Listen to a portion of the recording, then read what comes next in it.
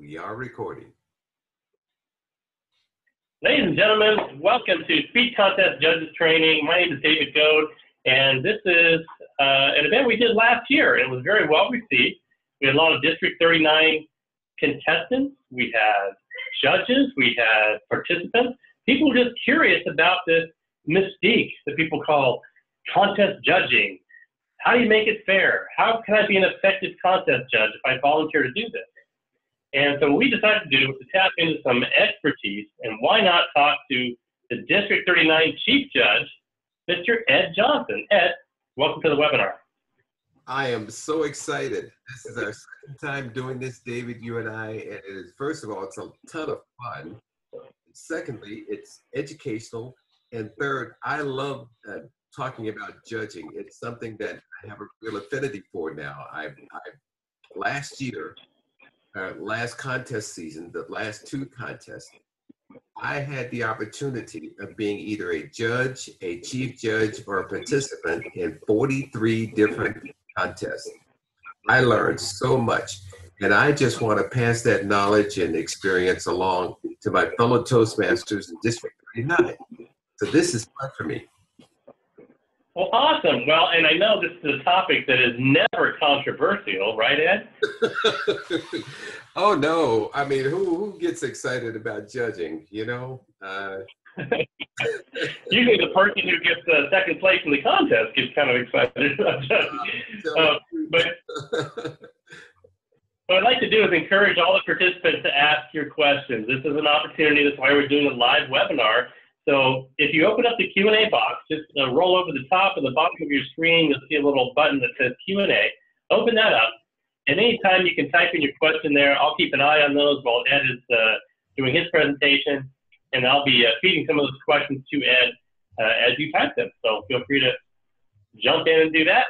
So with that, Ed, why don't we get started with, I think, a little bit of the why here. What are the three purposes of a Toastmaster speech contest? Very appropriate. There are three purposes. And by the way, this is approved. This PowerPoint that you're about to see was approved by Toastmasters International. So I'm passing along to you what our big bosses in the sky want us to have. So first of all, the three purposes of speech contests. Number one, to provide an opportunity to practice competitive speaking. We all need to do that. Number two, provide interesting educational programs for members and the public. And believe me, the public watches us. And also to provide an opportunity to learn by observing proficient speakers. We have absolutely proficient speakers in District 39. Let's move on. Yeah, and I competed for 7 years in a row, and I must tell you, it was a great accelerated learning for me as a contestant. And now I've evolved into becoming a coach and helping kind of pass on knowledge to others. But once I took the speech judge training, the contest judge training, it helped me a lot as a contestant. So any of the participants here, if you want to forward this on to people in your clubs or your areas, your divisions afterwards, I encourage you to do that when we're done. Oh yeah. All right. So what if I get picked as a judge? What do I have to do? What am I responsible to do? Judges absolutely do have an obligation to their contestants. Contestants need to know what to expect from their judges. They need to know, seriously know how judges do their job. Let's move on.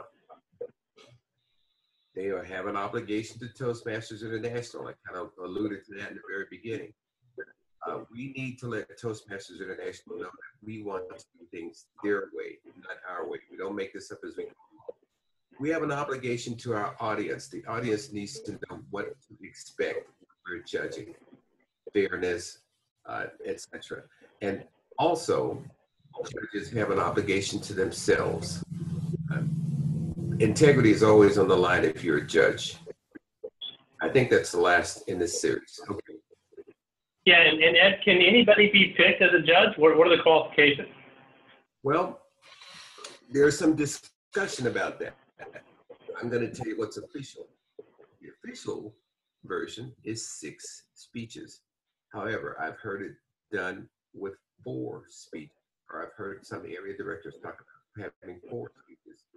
And in some cases, like a club contest, no speech requirements are necessary. In other words, to be a good judge, probably you just have to be a Toastmaster in good standing. The club has to be paid up. You have to have paid your dues. But that's only at the club level. Once it gets into the area, division, district levels, 6 speeches. Mm-hmm. Yeah, and I'm going to ask you just to sit up and come a little closer to your microphone so we can hear your audio better. And I also want to encourage the participants that if you're in if your club nominates a speaker to go on in the area contest, that's a good thing, but go ahead and have a contest at your club level. Pass out the judging forms. Let your members get familiar with that. It'll actually help your contestant too if they get to go through that at the club level before they get to area. And it's all always, right. Yeah, but it's always good practice, especially at the club level. And it's good experience for brand new Toastmasters. Here's so we do a lot of evaluations, Ed. What's the difference between judging and evaluating? Well, this is always one of my favorite subjects, knowing the difference between evaluating and judging. Do good evaluators make good judges? Not necessarily, right? Judging requirements are laid out on the ballot. Judging procedures and requirements are laid out very clearly by Toastmasters International. Judging equals selecting a winner. Yes, it does. Evaluating simply means, and if you click that, appraisal and advice. The two are mutually exclusive. When you evaluate, you're telling someone, oh, you did a great job, you did a poor job, you're offering constructive criticism, and we don't like using that word. But when you're judging, it's very definitive, very precise. It's laid out for you quantitatively how to judge that person's speech or performance. Next. All right, let's move on in. And, of course, nobody knows who the judges are and who they pick, right? That's right, unless you're at the contest and you see somebody with a folder and you're wondering if that's the judge or not. Yeah, maybe we should pass out decoy folders to everyone and I don't know. David, I've actually done that. I had one contest where I had 14 judges and only 9 of them were actually judges, but no one really knew. Wow, that's like top secret CIA kind of stuff there. Good job. It was fun though. All right. So talk about real quickly here about some of the qualities that make a good judge. I'm gonna go ahead and build a list for you. Right. Okay. Good judges are absolutely accurate. If anyone has ever seen any kind of ballot, whether it be for international speech contests, Euro speech contests, evaluation contests, the table topics, quantify each particular category. The judge must add those totals correctly. They're going to get added again later, but the judge is always accurate, not just for totaling the amounts, but determining how much value for each particular category. Judges have to be fair. That goes without saying. Judges must be trustworthy. Without trust, you don't have a judge. Judges must be knowledgeable. That doesn't necessarily equate to experience. A judge needs to read the judge's requirements, the judge's handbook, which is open to everybody. You can download it on the Toastmasters International website freely. And judges, most importantly, must be good listeners.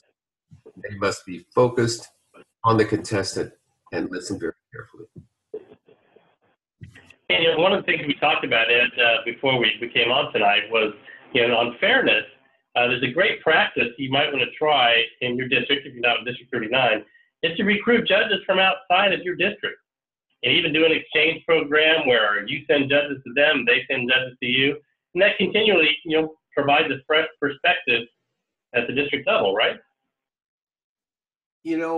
That's very true, David. But I'll tell you this. I want to believe, and I do believe, that there is fairness in District 39 judging. It just has to be identified. Those good judges have to be pointed out. They have to be brought to the surface. The best way to do that is to simply practice. The more you judge, the better you should be. Now, I may step on some toes by saying this, but being knowledgeable doesn't necessarily equate to being a long-term Toastmaster. In fact, I found out that most Toastmasters who've been around a very, very long time seem to have maybe a few, I don't want to say prejudices or preconceived ideas, but they've done it before. They don't think they really need to read a ballot or go through the Toastmasters judge's handbook or contest handbook. And sometimes that makes for an uncomfortable judging event. I think everybody, from the oldest Toastmaster to the brand new person who just joined the club, if they're interested in judging, they should review those requirements every time before they do a particular contest. And that's it. Yeah, and that's why we're doing this refresher tonight. So let's move on. Let's get to some of the juicy stuff here. Okay, what are the things that might affect a person's fairness or their ability to judge in a fair way? That's a very good one at the very beginning. Speaker position, right? A lot of people think that if you're the very first speaker, and I've heard this in the first time I was ever involved in a contest, that, okay, you're the standard bearer, you're gonna have to gauge everybody else against this person relative to performance of the rest. In other words, just because a contestant is first or last or in the middle, the judge has to have the objectivity and the fairness to judge based strictly on their performance, no matter where the speaking position is. That can be a difficult thing to do, but it can be done, and it should be done. Mm-hmm. Well, we're all watching the Winter Olympics right now, and I think ice skating, for example, there's a history of people complaining about bias with judges. The Russian judge gave them a 7, right? Is it when you speak first, though, you can't give all the highest score to the first speaker, can you? Right. You have to leave some room for the others. Why not? If that person is the best, based on the criteria as laid out on the ballot. For instance, one section on the humorous speech ballot is for 15 points, and that has to do with audience response. Ironically, that is the only ballot which has an audience response requirement. Right? Beyond that, it's all subjective. The judge determines whether in each particular category that speaker met or exceeded their requirements. And at the very top, it may be 20 points for that particular category.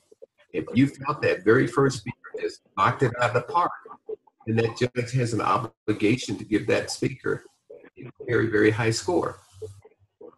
If that speaker happened to be the very last speaker and just did not meet the requirements, that judge has an obligation to give that contestant a much lower score. It doesn't matter what position, what speaking position. Fairness is what counts. Well, I must say, I've seen people win from the position number 1, so that shows we do have some fairness in our judging out there.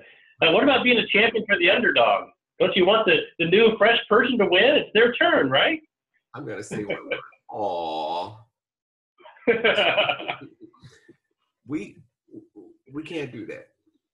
It's if District 39 wants to send the best contestant, best speaker forward to the next level, they can't just pick somebody because they are the underdog, or if you're a judge, you can't score a higher score just because you figure this person, oh, I really like this guy, he's the underdog. I'm going to give him an extra 2 or 3 points. I'm going to shove him up there. That's not fair. That's not correct. It's not earnest. and it's not Toastmasters. All right, what is the halo effect? Oh, the halo effect simply means this speaker can do no wrong. And every word out of this speaker's mouth is golden. I've got my mind already made up before that person even gets to the stage. They're just going to be great. That is a very bad form of prejudice. But there's also the reverse halo effect. I like calling it the Satan effect, which means this person can do no right. I don't care how many times David speaks up there. I'm just not going to vote him as the winner for this contest. Right? That is just as bad as the halo effect. The second time around, also a very bad prejudice. It's David's turn. He was so close last time. It's got to be David's turn this time. Why do I keep using David? I can't keep doing that. It's Ed's turn. It was so close last time. It's absolutely his time. That is another form of prejudice we cannot have in District 39. And not the norm. Like, I don't even think I'll discuss that. You know, what does that mean exactly? Excuse me? What does that mean exactly, not the norm? Well, I'm not exactly sure. I can just tell you that if someone is speaking and it's out of the ordinary, just totally different, that's fine, but it may not fit the particular category for the speech. Right? Mm-hmm. That is just because it was entertaining, just because it was nice. If it didn't fit the category, a judge cannot select that person. Here's an example. Here was a speech contest. Someone does a stand-up routine. I mean, they stand there, they do one-liners. The audience is just rolling. The person is just as funny as they could be, right? Right. The particular speech has no originality or uniqueness. It's not their own. They got it from someplace else. There's no cohesiveness. It's not a speech. There's no opening body and conclusion, right? There's no challenge at the end or a summary. There's no grand opening. That's not the norm.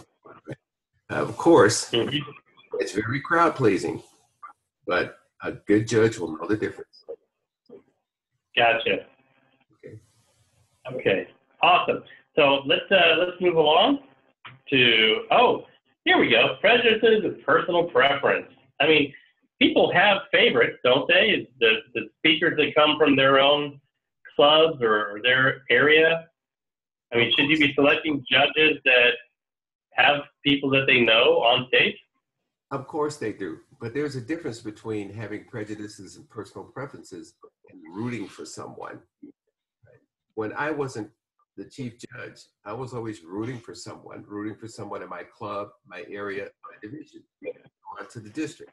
And that's not a bad thing. That's a very good thing. But when you're a judge, you cannot do that. When you're a judge, you must surround yourself with objectivity.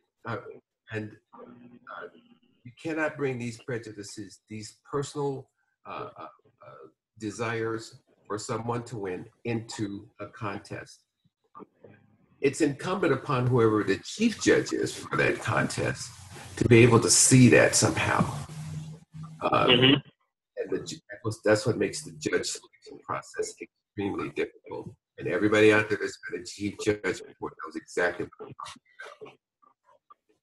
about. Okay. Great. So what I hear from this big list here is that I need to come in with a blank slate. I need to set aside all these things, really just look objectively at the speakers, that speech on that night, whether I know them or not. And I want to invite, again, our participants, do you have any questions around this, or you have a disagreement with something that was said, please fire a question in and we'll be happy to discuss it publicly here on the webinar. So let's move on to the next slide and talking about the rules. We have rules, don't we, Ed? We absolutely do. We got to prevent those misconceptions. Let's move on quickly. I don't want to run out of time here. The judge's ballot. You've heard me talk about it already. The one you're looking at right now is for the International Speech Contest.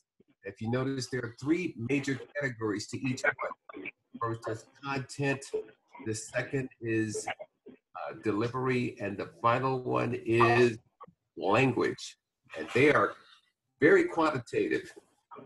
The first part, I believe, is a total of, is it 50 points, I believe?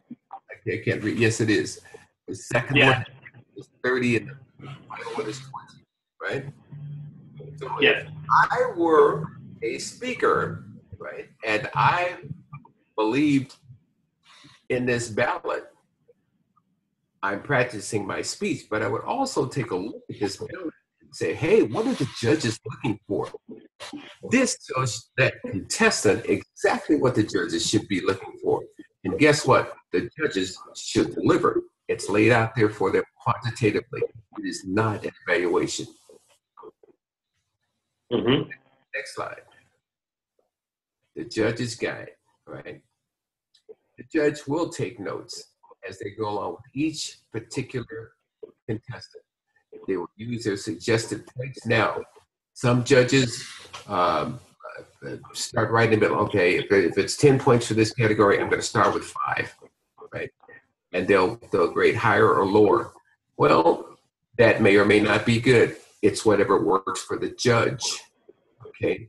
Some judges say, okay, this is a good speech. I'll give it an 8. There might be a 9 or a 10 out there, right?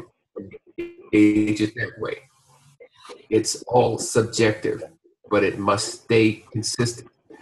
Use other point values, as I just alluded to. Next one. Pluses and minuses. That's a good one, right? I've seen some judges kind of second guess themselves after they've completed a ballot, right? And they'll say, okay, this guy just can't be, I've got him as points. Can't get many more points until the second or third speaker down the road just blows him away, and then they're erasing and changing the ballot and whatever. So a judge has to really work at developing a system where they can add someone who's better, or subtract someone who's not right there. Pluses and minuses. Mm-hmm. Yeah, and Adam, I have to get a little closer to the speakerphone again, if you could. We're breaking up just I have a tendency to do that. My wife tells me the same thing. You know. All right, judging categories. All right, judging categories. I think it just went through this. Content, we're talking about delivery and language. All that equals 100 points, right? Development, speech development. We know that if you're looking for a good speech, how does that speech support the material, support the subject? It must be structured properly. Opening, body, conclusion. Next, effectiveness. How effective is the speech? How well is it received by the audience? Does that speech really grab you as a judge? Do you find yourself really wanting to hear every word that that contestant wants to say? That's simply what effectiveness means. Achieving the purpose of that particular speech. Speech value, right? Is it a logical speech? Is it an original speech? Does it have an original thought? Does it have original value? Originality scores really high with me as a judge. And that's why it's part of this 50 points. Next. The delivery, right? We always talk about body language, hand gestures, voice, mannerisms, volume, like you're telling me, David, and posture, and absolute enthusiasm. In other words, you can use these things as a speaker to just identify with your audience. A good judge will be on the lookout for these things at all times. Next. Language. Is the language appropriate? Is the language correct? It absolutely must be appropriate to the speech. I recently heard a speech. It was absolutely dynamite. It got to the close. I said, here it comes with a bang. And the person used an absolutely inappropriate word. I'm not going to repeat the word, but it erased the entire speech for me. It was so inappropriate. It just didn't belong with the rest of the speech. And I don't know if that speaker was advised improperly. It was not for me to determine whether that was the case or not. As a judge, I had to judge based on what was presented before me. It wasn't appropriate. That person did not get my high score. Mm-hmm. Awesome. Okay, well, I have a lot of questions here, but I want to make sure the audience has a chance to chime in. So open the Q&A box if you would, and type in some of the questions down below. And while questions are being sent, Ed, I have a question. You mentioned about originality, and I've noticed, I've been a student of this contest for a long time. I've competed many, many times. And there seems to be kind of a formula developing for people who win and go on to the semifinal and even the world championship. And do you think that speakers need to try to imitate the formula versus being super original, like coming up with a wacky idea that no one's ever heard before? I mean, what would you encourage people to do? And do you know what I'm talking about with the formula? I do. For me as a judge, originality scores extremely high. Originality speaks of uniqueness, giving of yourself. You've practiced your speech, you've prepared it well. Originality is extremely important. I don't particularly like speeches where it's obvious to me or obvious to the most casual observer that there's a bit of a copycat type situation going on. I'll give you an example. I can't think of his first name. David LaCroix. I'm sorry. Darren LaCroix. Darren, I'm sorry. I just watched it the other night on YouTube. Darren won the International Speech Contest a few years ago, and he laid down on the floor, face down on the floor, and did a lot of his speech from the floor. The very next year, I can't tell you how many people I saw trying to do their speech from the floor. It did not impress me. It was obvious that they got this from Darren LaCroix, all right? Mm-hmm. It doesn't impress me when I see speakers stand in front of me with their underwear outside their pants, and you know who did that one? Now, I don't want to denigrate speakers who worked very hard, did a great job, but you're right. If it kind of feels like they're trying too hard or too close to something that happened before, it's probably going to lower your chances as a contestant. If I were a judge, I would probably mark down a little bit for not being original in that case. And I have to be careful because I don't want to sound like an evaluator, but mm-hmm. comments. But when anyone looks at a speech, the ones that are most original are the ones that people remember. The ones that mm-hmm. are like the original one are the ones that people forget. I believe that there's unbelievably unforgettable talent in District 39. And there's mm-hmm. a lot of originality here. And it's up to judges to be able to see that. And so they can carry the best speakers up. Because I had this great dream that one day, I'm sounding like Martin Luther King now, one day in District 39, right, we will send someone to the International Speech Contest, yay, and we shall win because we are the best. And we'll do that because we judge the same way as the International Speech Contest judges do their job. Okay, lot of questions here. Yeah, let me cherry pick a couple of questions here. First one that came in was we were talking about inappropriate language or something. It's a little maybe not G-rated. It says sometimes the language is needed to make a point. Would you deduct for that? Okay, you broke up a little bit with that. Would you say that again, please? Yeah, sometimes the language is needed to make a point. Would you deduct for that? Meaning something maybe they used a word that was a slightly off color or not typically used in a G-rated context. Only if it fits within the context of the speech and the uniqueness of the speech, okay? But I have to qualify that. I'm a bit of a conservative. I'm just talking about me, not other judges, when it comes to appropriateness. I think if you are a crafted speaker, are a good speaker, someone who's really worked at doing a really, really appropriate and good speech, you just won't have to do that. But again, that's just, I don't think it's necessary. Yeah, the only example I could think of is if you were quoting some strong language from somebody else and it was essential to the story, maybe a very tense moment or something, I could see it maybe flying by. But yeah, in general, it's a mixed audience, and why take the risk of offending someone? That's the way I look at it. Lots of great questions coming in. Let's jump to some others. This one's coming from the East Coast. It's obvious that gimmicks have been used before, like the underwear you mentioned, singing, magic tricks, falling down. Why do they keep winning?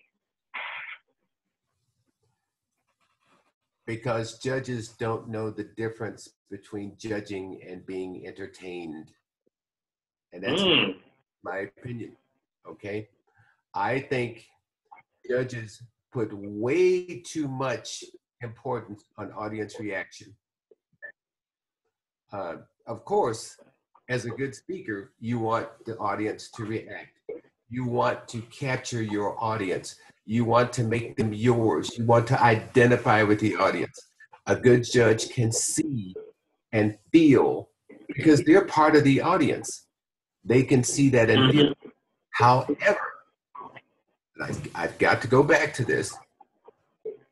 A judge's laws basically are laid out for them in the ballot. They must judge relative to what's in the ballot. They can't judge they can't let their emotions get away from them. I tried to use that example when I talked about the speech contest and doing a bunch of one-liners. Because I guarantee you, if that person were doing a bunch of one-liners at the International Speech Contest in Chicago, would be there very long. I want to bring up another question here about protesting. So if, for example, another contestant uses a substantial amount of their speech is copied from the internet somewhere or some other speech people know, who can protest something like that, and when can they protest? Okay, there are only two people can make a protest, right? One is a contestant, and the other is a judge, okay? That contestant must submit that protest before the gavel is hammered, before that contest is over, right? When is the contest over? Like I said, when the Toastmaster hits the gavel, not necessarily when that person is announced. There was some question about whether or not it has to be in writing. No, it doesn't. It has to be verbalized. Later on, you can put it in writing. A difficult part for a judge, in particular a chief judge, and I've had to deal with this twice, is how much plagiarism is plagiarism? What is 25%? I had one occasion where a protest was lodged, and the person that was being protested against, the contestant, actually counted the number of words in her speech and said, this part that I borrowed from someone else was not more than 25% of the words of the entire speech. Well, I have my own, I won't call it prejudices, but why would you take that chance if you're a speaker? Why would you even want to go there? Right. Good point. It's all about, again, the way I see it, why take a risk? It's like if you were a speaker or a contestant, and you know the audience is roughly 50-50, politically leaning. Why would you take a political stance that might alienate half of your audience? It isn't smart, So if you pick universal themes and strong messages that relate to most people in the audience, you're going to stand a better chance. So not take a chance. All right, we have a couple other questions here. Okay, this is Ed. You spoke about judges being biased. So if you don't have enough judges outside of the area, and you have Toastmasters in the area attending the contest and come up short with judges, how should the selection for additional judges be made? That's a good question. And I honestly haven't found the best answer. I'm going to give you several answers and tell you what's been done in the past. In the past, and it's obvious to the most casual observer that judges have been selected because they were longtime Toastmasters who've done this many, many times. I'm not saying that's a bad thing. I'm just saying that's what has happened. I have seen in the past where judges were chosen out of one or two particular divisions. That wasn't by design necessarily. It might just been a matter of convenience. Because quite honestly, one of the hardest things I found was to find judges, period.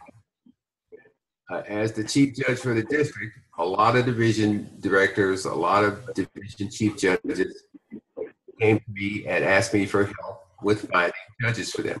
I haven't had that so much this year.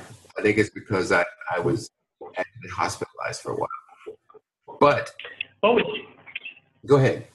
You're about to say. Would you encourage grooming, younger members? If someone who's only, completed 6 or 7 speeches David, that was my third category.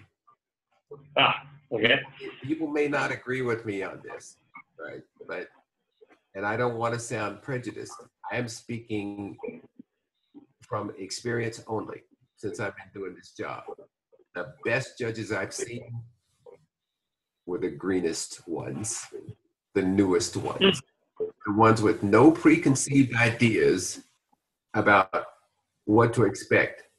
They were junior Toastmasters who had not been to a lot of contests, in fact, none, some of them.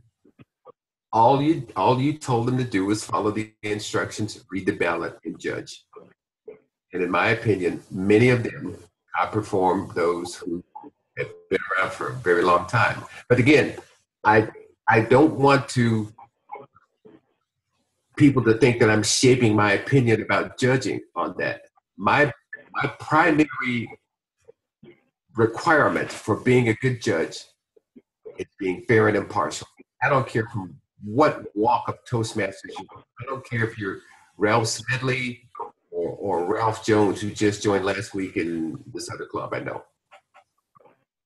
It's about your integrity. It's about your fairness and being able to follow instructions.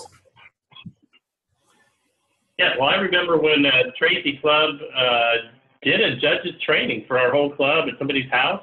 We had some snacks and drinks and got together, and I think it had raised the level of competition with the contestants for everybody to understand a little better what was being looked at. So I encourage anybody out there who's got some new, energetic, enthusiastic members in their club, invite them to a training like this, invite them to be a judge, and we need to kind of keep grooming some fresh folks out there. And a quick correction here from one of the participants who said, I thought protests must be logged prior to the winner being announced instead of prior to the gavel. Yeah, it's prior. I think I did say prior to the gavel, did I? Yeah, but she's saying it prior to the winner being announced, which is before the gavel. That's basically what I meant. The winner had been announced, right? It had to be prior to the winner being announced. It should have been more succinct about that. Before that, yeah, I would agree. that is correct. Awesome. Okay, and Robert asks, how does one become a judge at the international level? That's a very good question, right? And I have someone who's secretly here listening in who may answer that, but I sort of doubt it because they wanted to stay incognito. Well, somebody knows. But We've had some District 39 members be judges at the international level. I know that for a fact. right. I can't answer that for you. I'm hoping one day I can get there myself. But that again, that's one question I can't answer. I wish I could, but I will research it. And whoever gave me that, if you'll email me, you have my email address, I will answer it for you. Awesome. Thanks so much. We're doing great on time, and a few more questions rolling in, so let's keep rolling. Okay. This one is, do we have a list of available judges somewhere on District 39 website? I can make that happen in a day. And right, I would not only like to make those judges available, but also if they identify what area or division that they're from, so they can be utilized by the division and area leadership. If that's okay with everyone. It was my dream last year. My dream last year was to have a division chief judge from every division, one who had seen my webinar, one who I was very convinced knew the difference between judging and evaluating, someone who was fair and honest with a lot of integrity. 10 judges. Then I had that way for the district championship, I would have had 9 district judges and 1 tiebreaker. That was my dream. It did not happen, and there were reasons why. Some of them had to do with logistics, some with the fact that people had lives in other areas, some just didn't have the time, and some didn't really want to do it. However, I am really looking forward to the opportunity of trying to do that again. So if anyone who's interested in judging at any level, at any time, if you will email me, I promise to get back to you. And I will utilize you in some shape, form, or fashion that will please you. I promise. Well, there's a gentleman named Malcolm Frost. He's one of our participants. He said, if you're interested in judging, how do I volunteer to judge? People are already asking. Who do you talk to? Do you talk to your division chief judge, to you? What do they do if they want to volunteer? I would start with talking to, now a lot of areas don't have a chief judge. I would talk to my division chief judge. They should be identified on the District 39 website. If not, I will find out for you and direct it for you. So if you want to shoot your email to me, that's okay. edj9898@yahoo.com. I will respond. Awesome. This person's asking, do we receive a certificate for judges training tonight after this session? You know what? Whoever you are, I love you because it's a great concept. And I will make that happen. All right. I will send you the list of all the registrants from tonight, and we will do that. Right. My printer is loaded right down here, ready to go. Awesome. Okay, keep those questions coming. We've got a few more minutes to go. Yeah, Ed, this is really, really great stuff. I'm going to get some more just technical questions in here. What's the minimum number of judges you need at a club contest, area contest, division? Kind of give us the number of judges we need for each level. Good. All right. In actuality, at a club, sometimes you don't even need judges, right? Because they use a selection process. But I would say at an absolute minimum of 3 judges for a club. 5 for an area, 7 for a division, and 9 for a division. 3, 5, 7, 9. Pretty easy to remember. Now, if you've got more judges, that may not necessarily be a bad thing. If you've got less than the recommended number of judges, don't stop having your contest as a result of it. Here's one more thing to remember. Have a tiebreaker and never let your chief judge be the tiebreaker. Why is that? Well, first of all, if you're the chief judge, you don't want to have any hint of the fact that there might be a bias, because the chief judge may have to make a very difficult decision, like disqualify someone, or recognize a protest, or somehow adjudicate the situation. That chief judge wants to be removed from all of that. If you have an odd number of judges, the chances of a tie are fairly slim. But if you do, you will only need one tiebreaker, not 2. I learned that hard lesson too. One tiebreaker will break the tie. There will be no need for a second tie-breaking count. Awesome. Okay, I just got an answer to a question that we posed before about how to become a judge at the international level.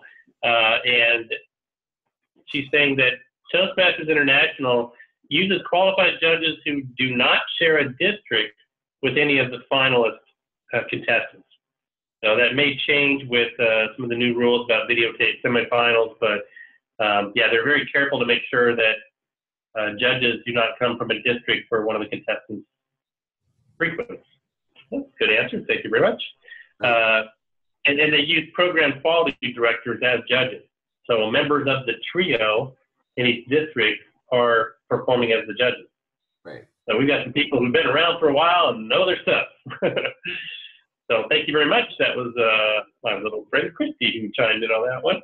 I called you by name. I had a feeling. All right. Excellent. Great. So Ed, we just have a few minutes, like 10 minutes left, and we used up most of the questions here, but anything else that's on your mind that we didn't talk about that you really wanted to encourage for the judges or, you know, future judges in the audience tonight? Maybe recap some of the things you think are most important about being a great contest judge. Well, first of all, I would like for the entire district to recognize how important judges are and how much they are needed. We don't really need to look outside district organized to get judges. We have fine people in the district with great integrity, and they're smart, and they're loyal, and they're honest. All those types of traits make for a good judge. We don't really need to look anywhere. What we do have in this district, and again, I don't want to step on anybody's toes, and I've been accused of this, is we've all got a little ego, right? And sometimes we let our egos get in the way of a good performance, if you want to call it, as a judge. I think whenever, and I've made it a habit of doing this now, I learned the hard way, whenever I'm about to be the chief judge for a contest, and I've got my judges together, and we're going through what we need to do in order to perform our job. I'll talk about the ballot, I'll talk about integrity, I'll talk about fairness, no matter what. And I think no matter whether you've been a long-time Toastmaster or a brand new Toastmaster, you should pay attention to those briefings. You should pay attention to the ballot. You should read the ballot. You should understand that there's a contest rule book that's available to you. All these types of things. No matter how many times you've been a judge, no matter how many times you've done this, it's so critically important. For new judges, I gotta say this, you can learn from the old ones. Okay. I think mentoring as a Toastmaster doesn't just apply to speaking or leading. It also applies to judging. Judging is a form of leadership. It's a good thing when young Toastmasters go to judges who've been around a while, people like Chris Harris or Gary Pettigrew or Joey Waldrop, Haroon's son, Greg Sider. I could go on and on and on and on. These are great Toastmasters with great integrity who judge more contests than I probably ever will. And they're always fountains of good information. And they're, quite frankly, they're always good judges. I think it's really important that if we want good judging, the senior, the more senior Toastmasters pass that information down to the newer Toastmasters, just like what they would if we were telling them about speaking or leadership or pathways or anything else. And that's about it. That's awesome. That's a great way to kind of wrap things up here. I don't see any other unanswered questions. But of course, if any of you have questions after the session tonight, feel free to email Ed. His email address will be provided. In fact, I might go back to share that screen.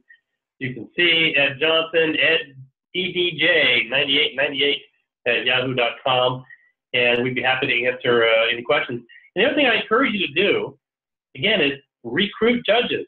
It's not easy to get judges to contests. And that's why some of the same folks end up doing it a lot, and they get a little burned out. So we all need to work together and kind of put our foot forward and step up, give it a try. And thank you so much for taking the step to get this training tonight. Hopefully it gave you a little better perspective and a few more things to look into and some studying to do. You do your homework, and I'm sure all the contestants will benefit from that. And again, be sure to pass it on. So Ed, anything else you want to add before we wrap things up? No, I just want to thank the trio, Zach, Jane, and Wes, for allowing me to do this. They kind of let me do my own thing.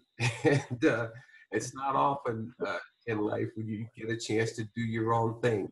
That shows me that they have faith in me and my integrity and me doing the right thing. And I just wanted to thank them for allowing me to do this very much. Great leaders are great delegators. And Ed, as always, it's my pleasure to talk with you. I enjoy doing these training sessions with you. And if there's enough demand, we'll put on another one if you think it's needed. I will also publish this recording. So I'll get this online by tomorrow and send the link back out to everybody who registered. We'll also post a link to the recording in the Facebook group for District 39. So feel free to point your members there, take a listen, and do your homework. And we hopefully will see you as a judge at a contest this season. So once again, thank you to District Chief Judge Ed Johnson and to all the participants. This is David Goad signing off. We'll see you next time.